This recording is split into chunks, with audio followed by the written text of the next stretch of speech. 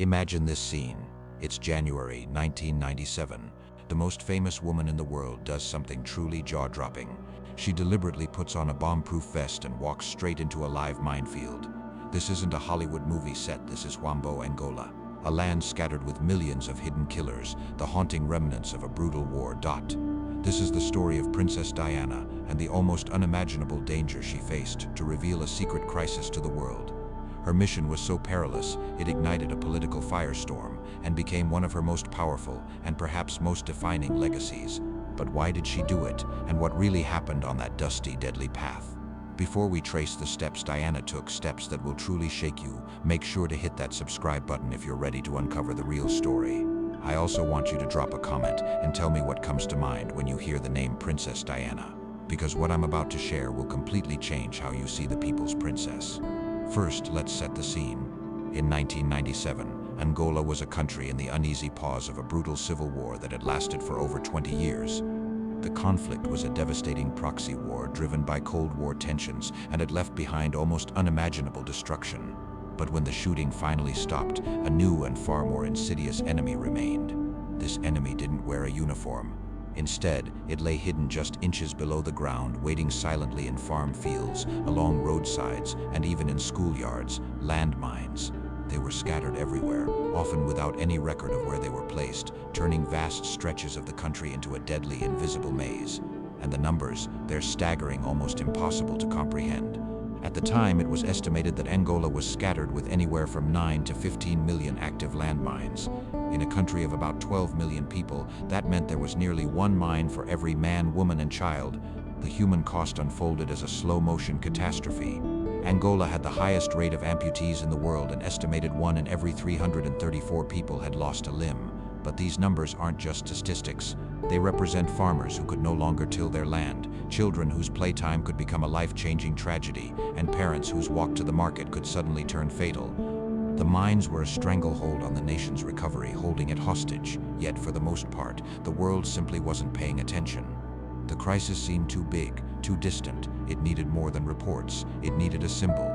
In January 1997, that symbol became the most recognizable woman on the planet. By late 1996, Diana was in completely uncharted territory. Her marriage to Prince Charles was officially over. She was no longer Her Royal Highness. Diana was a woman in transition, living at Kensington Palace, but now operating outside the rigid structure of the firm. In the midst of deep isolation, and with the media tracking her every step, she began searching for a new sense of purpose. But this wasn't something new. Remember, this is the woman who famously shook hands with an AIDS patient without gloves, at a time when fear was everywhere. That simple act challenged public stigma in a powerful way. She knew better than anyone the impact of her image. As she once said, "If cameras are on me all the time, I might as well use the attention for good." Her goal was clear. She wanted to be recognized for her humanitarian work, not for royal drama. She didn't just want her name on a letterhead. She wanted to be right there on the front lines. And this is where the story really picks up. Her search for a mission came at the same time as a growing international movement. Groups like the International Committee of the Red Cross had all the facts and a powerful moral case for banning landmines.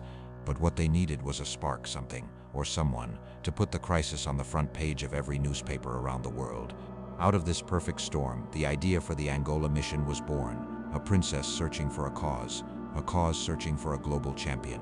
And that's when the British Red Cross reached out to her. They saw an opportunity to use her unique global profile to shine a light on this horrific and ongoing tragedy.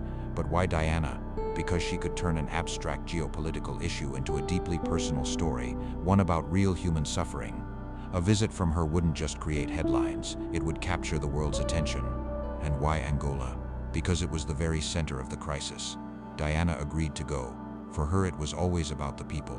The trip was carefully organized for January 1997, a challenging 4-day mission into the heart of the crisis. She would visit orthopedic workshops to meet with amputees, but most importantly, she would be taken into an active minefield, being cleared by the Halo Trust. This was not only the most dangerous part of her journey, it was also the most crucial. It was a calculated risk, but it had to be done. This moment would create a powerful, unforgettable image, one that could define the entire campaign.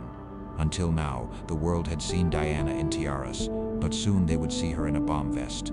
On January 13, 1997, Diana stepped off a plane in Luanda. She wasn't dressed in royal regalia. Instead, she wore simple chinos and a white shirt, looking more like a relief worker than a princess. Her journey didn't start in grand palaces, but in places where the real cost of war could be seen. One of her first visits was to the Neves Bendinya orthopedic workshop, and it's here that the true meaning of Diana's compassion became clear. She didn't hold back.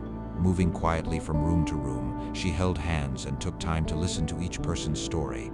The cameras captured a moment that would become one of the most unforgettable images from the entire trip. Diana, a world-famous figure, sitting with 13-year-old Sandra Thajika, who had lost her leg, gently holding her on her lap. There was no barrier of status or language, just a powerful sense of shared humanity.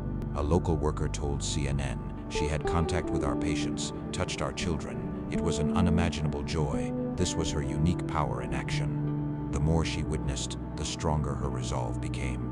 It was turning into a personal crusade. Her journey soon led her from the capital to the city of Huambo, one of the most heavily mined regions in the world. Here, the most dangerous part of her mission awaited. Before she could even set foot in a minefield, she needed a stark, unfiltered safety briefing from the Halo Trust. One of the managers briefed her in what they called a Yorkshire deadpan, a tone so flat it made her visibly uneasy. He said, "Don't listen to what I have to say and you could be killed." The danger was real and absolute. They explained that many of the anti-personnel mines were made of plastic, designed to evade metal detectors. Some weren't meant to kill, but to maim, blowing off a leg so the victim would become a lifelong burden on their community. They showed her the tools and walked her through the slow, careful process of clearing just 20 to 30 square meters in an entire day. The minefield she was about to enter was still very much active. The narrow path ahead had been carefully cleared, but on either side of the white tape, the ground was still live. There was absolutely no room for error. Just one wrong step could be fatal. The briefing was done. Now all that remained was the walk itself. January 15th. Tension hung in the air. A crowd of journalists waited, their eyes fixed on the scene. The Angolan sun beat down relentlessly, heating the red earth. In the midst of this desolate landscape lay a narrow trail, barely a meter wide. It was marked with red tape and warning signs that shouted, "Perigo minas," danger mines. Diana was helped into her protective gear, a heavy flak jacket and a large visor. And get this, in a moment of quick thinking, a Holo manager asked a staff member to quickly cut up a pillowcase, draw the Holo logo on it with a felt-tip pen, and stitch it onto her vest. That makeshift logo ended up becoming an iconic part of the photos that flashed around the world. Then she took the first step. The only sound was the frantic clicking of camera shutters. She walked slowly, deliberately, a lone figure, flanked by invisible danger. It was a quiet walk, but its symbolism was deafening. Here was the most famous woman in the world, a mother of 2 future kings, willingly placing herself in mortal danger to make a point. Halfway through their work, the deminers paused. They had found a live mine nearby. From a safe distance, Diana was handed the detonator. She pressed the button, and in an instant, a controlled explosion sent a plume of smoke and dirt into the air, a stark reminder of the hidden dangers below. When it was over, Diana addressed the journalists, her voice steady and full of determination.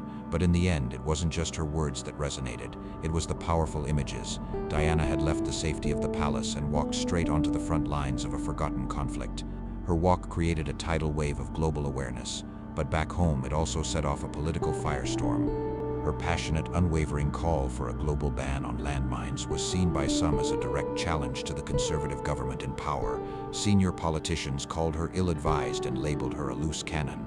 In Angola, when reporters told her about the loose cannon comment, she seemed surprised. Her response was simple and heartfelt.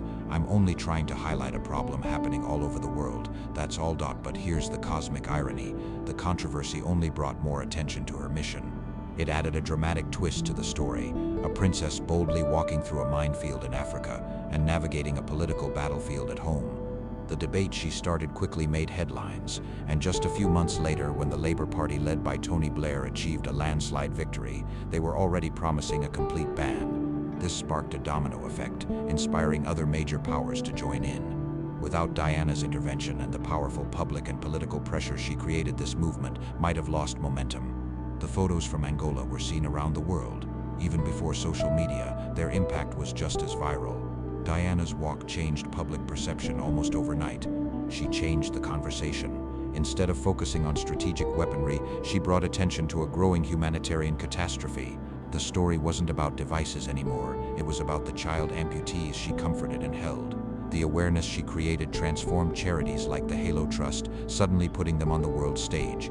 Even just weeks before her passing, she kept visiting landmine survivors in Bosnia, her commitment never wavering. But tragically, Diana didn't live to see the full impact of her work. On August 31st, 1997, she was killed in a car crash in Paris. But in the midst of that global wave of grief, the cause she so bravely championed gained powerful, unstoppable momentum.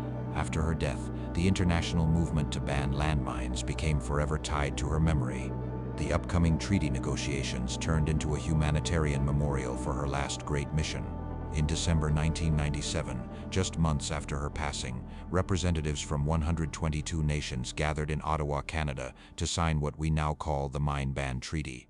While thousands of activists worked on this cause for years, Diana is widely recognized for giving the final decisive push that turned the movement into a global phenomenon. Today, 164 countries have signed the treaty. Millions of mines have been destroyed. And what about the very place where she took those famous steps? The minefield in Huambo has been completely transformed. Now it's a vibrant community. Where there were once hidden explosives, there are now homes, businesses, and even a school. In a fitting tribute, the school built on that once deadly ground is named the Princess Diana School. In April 2024, the entire province of Huambo was officially declared free of known minefields. This monumental achievement began with her courage. In those few tense minutes on a dusty path in Angola, Diana did more than simply walk through a minefield. She crossed a line moving from a life shaped by public image to a new role as a powerful humanitarian. She faced physical danger and political backlash, all to give a voice to the voiceless. Her footsteps echoed across the world, shaking governments and waking up the global conscience, a lasting, living legacy of the people's princess. If this story touched you, share in the comments what you think is Princess Diana's most lasting legacy. And as always, thank you for watching.